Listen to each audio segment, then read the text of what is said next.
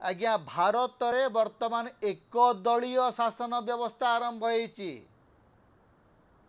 नाम को मात्र एठी हमर बहुदलीय शासन व्यवस्था चली वास्तव रे एक दलीय शासन व्यवस्था आड़ को आम जा सारे केवल गोटे मात्र राजनीतिक दल भारत रे अछि ता ना होची भारतीय जनता पार्टी।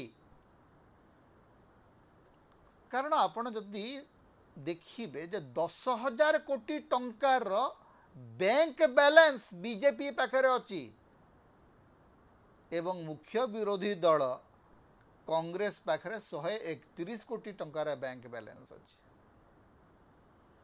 कांग्रेस 50 वर्ष धरिक देश को शासन करितला बीजेपी 12 वर्ष है देश को शासन करुच्ची एवं ता पूर्व आउ 6 वर्ष शासन करथिला।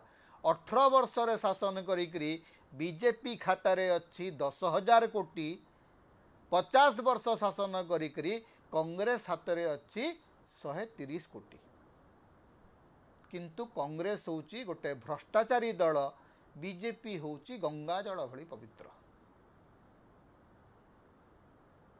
जोठी 10,000 कोटी टंका गोटे राजनैतिक दलर पुंजी हुए सेठी आपण नुआ दल गढ़िबे। भारत रे आउ कौनसी लोक दल गढ़ी पारिबे नहीं। नरेंद्र मोदी एवं अमित शाह भारतर सबु राजनैतिक दल माननकु खत्म करी सारी चंती।